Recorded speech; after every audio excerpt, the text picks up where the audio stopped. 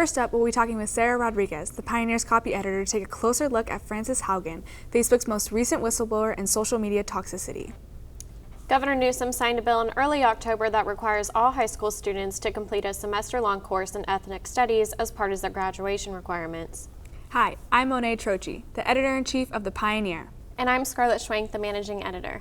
Welcome to this edition of East Bay Weekly, where we report on campus and community stories affecting the lives of students and communities surrounding the East Bay. Sarah Rodriguez, the Pioneer's copy editor, published an article that came out on October 20th entitled Beware of the Algorithm, depicting the misuse and circulation of misinformation created by Facebook's algorithm. Remember, an algorithm is a mathematical formula that sets a parameter guiding a specific application's final product.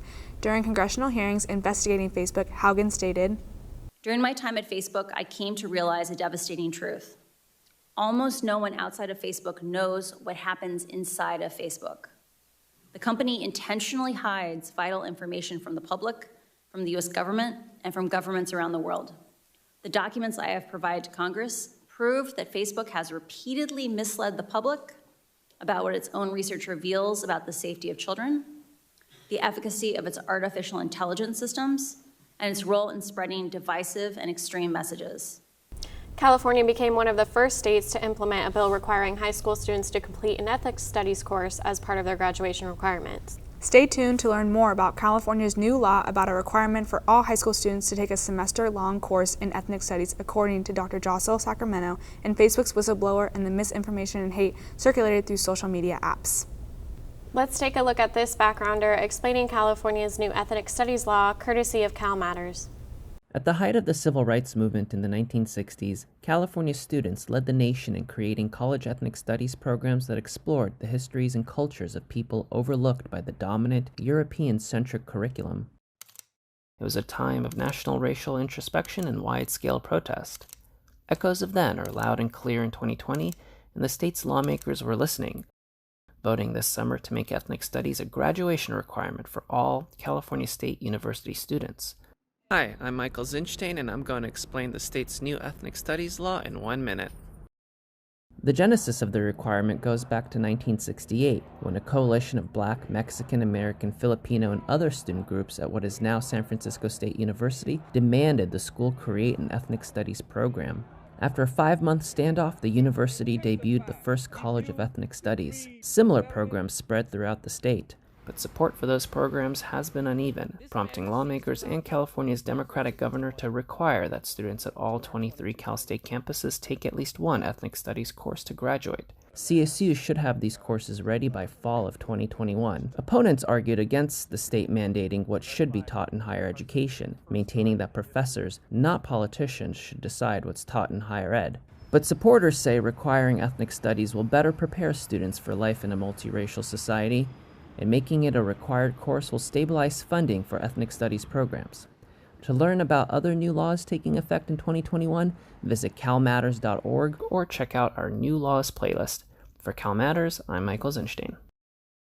Ariana Adamio had a chance to speak with Dr. Jocelyn Sacramento, an East Bay professor in the Department of Ethnic Studies, about what the semester-long requirement means for students and educators in California.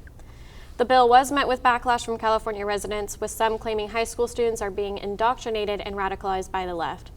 Tommy Rosman Benjamin, co-founder and director of AMCHA Initiative, a nonprofit organization dedicated to investigating, documenting, educating about, and combating anti-Semitism at institutions of higher education in America, told the California Globe, quote, "Ethnic studies is not a discipline, it is a political activism and is training students to be foot soldiers. It goes against everything real education stands for, and it is dividing the world into quote-unquote the us and them."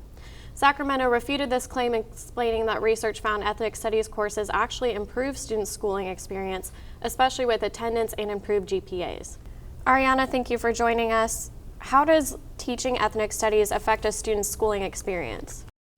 There have been studies that have proved that students start to engage more with ethnic studies courses than their other ones, leading them to eventually want to participate more in those other courses.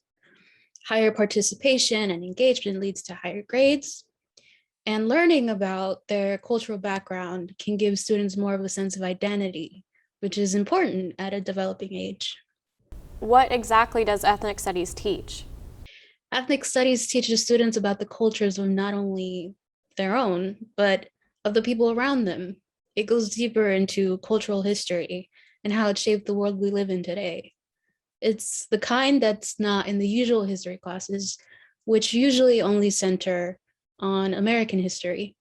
And there has been pushback from opposition in California. What are their arguments? As you mentioned, there are some people who believe teaching ethnic studies could cause division. Then there are some people who also see it as a liberal political tool.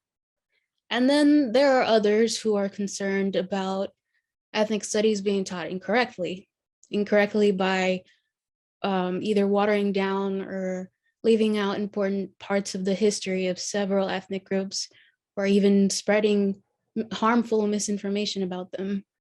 Thank you, Ariana. California is among the first states to require the course, which goes into effect in 2030, with courses being offered in 2025.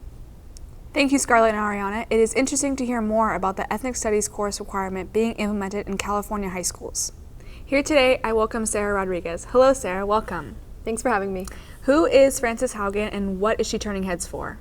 So Frances Haugen is a former Facebook employee. She used to work in the Department for Civic Integrity, and she recently just came forward exposing thousands of internal documents and studies that essentially proved that Facebook has misinformation and their algorithms are enabling a lot of hate and divisive content. What do some of East Bay's professors like Dr. Nolan Higdon and Dr. Lonnie Brooks have to say about Facebook and the media in general? Yeah, so in both interviews we talked about the addictiveness and just the overall impact of social media platforms. We also discussed the fact that essentially these platforms are monopolies and they lack legislative oversight. And so one thing that Haugen is obviously trying to do by going to Congress is receive congressional oversight and any type of legislative action. These companies lack a lot of transparency and a lot of they have no incentive to limit the spread of misinformation on their content. So something that we need is they need to be held accountable. And it's not only has negative effects on the users, but it's also found, especially in those studies that Haugen revealed, is that it has a negative effect on democracy as well. And Sarah, why is this topic important and what are the potential impacts on today's generation? Yeah, so as we know, a lot of these platforms are riddled with misinformation, propaganda, biases, and so a lot of the times the users who are actually using them aren't necessarily aware of this as they're scrolling through on the content, and specifically younger generations, a lot of youth. And so I mentioned this in my article, but there was a study in 2018 where it was conducted on 11 U.S. universities, and the results concluded that college students particularly utilize social media platforms as their main source of news. And so the study found that 71% of college students utilized Facebook, 51% utilized Instagram, and then 55% utilized Snapchat. So, knowing that these are platforms that we rely on every day for news, it's scary to think that there's no legislative oversight or very little. Sarah, thank you for joining me today. Of course, thanks for having me.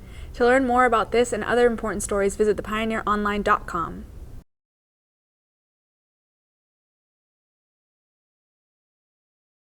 That concludes East Bay Weekly. I'm Scarlett Schwank. Be sure to check us out on Twitter at News Pioneer, Instagram at The Pioneer Online, and Facebook at The Pioneer Newspaper, or head to the link below. And I'm Monet Troche. Thank you for tuning in, and we will see you next week. Bye.